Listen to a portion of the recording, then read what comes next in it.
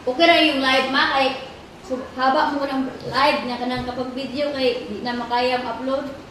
Nag-upload ko doon pa. Sobrang haba tapos alas 12 di na maka-upload.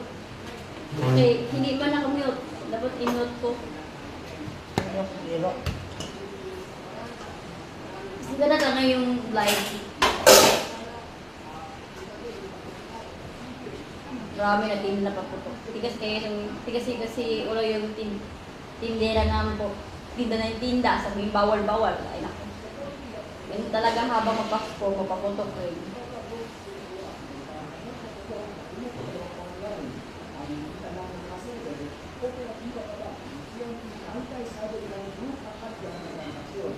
Parang kinuha na maputok yun guys.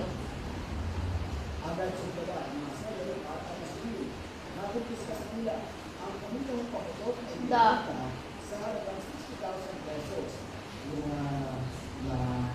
Mabuti kinuha nila maputok guys dito. Wala sana kinuha niya yung maputok dito sa Alcantara. Puro lang din Maynila, puro Maynila. Pero dito hindi. Pati Bunga.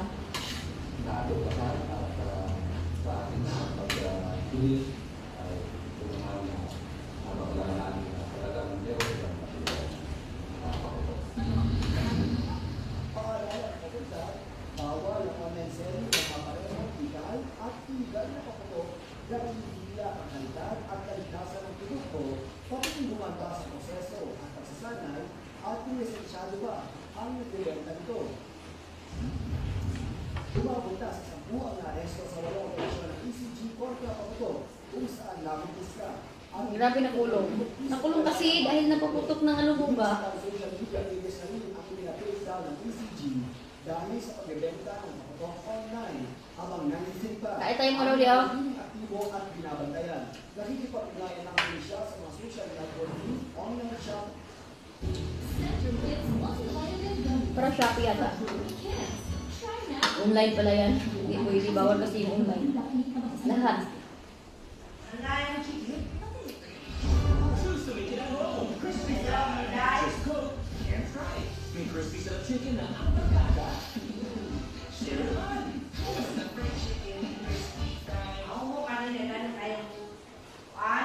May mga para mga do-it-yourself na videos na lumalabas sa social media. Online tutorial sa paggawa ng boga. Bawal po talaga yan. Matagal na kung pinagbabawal po yan dahil napakadelikado po yan. At doon sa mga nagpo-post pa ng paggawa po dito, want to warn everyone po na meron po kayong kakaharapin na mabigat na kaso po. Hindi rekomendado mga otoridad ang pagbili ng mga paputok sa mga fiscal stores na isensyado at ilitimo tulad ng sa Bukawi at Bulacan. Bukod sa kasusuri ang kalidad at kalitasan ng produto. Oy! Kawawa kayo naman. Wala na kayo paputok nyo yet. Dapat talaga yan talaga. Turutot lang.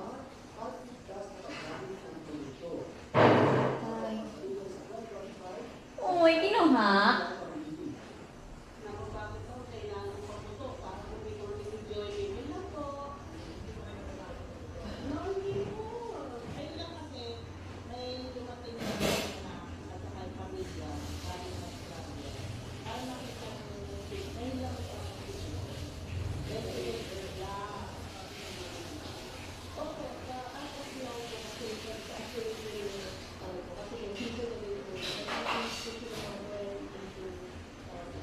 Ganun ang matigas ang ulo.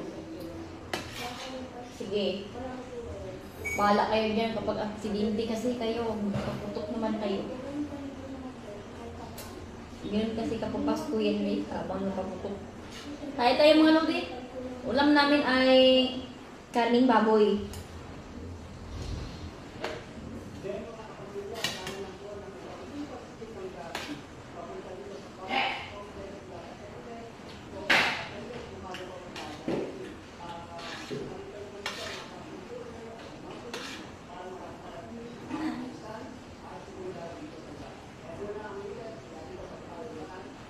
Tapos na talaga, fiesta naman sa Sinulog.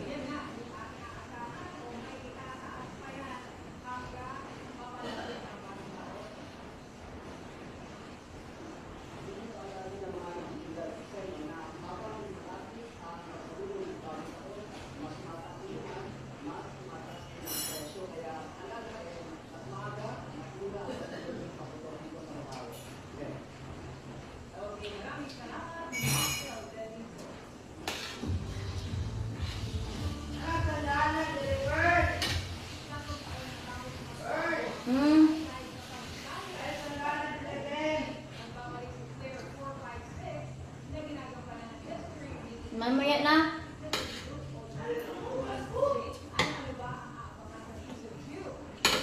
Hindi na ma-approve ayun, guys. Dapat pinabak ko ngayon.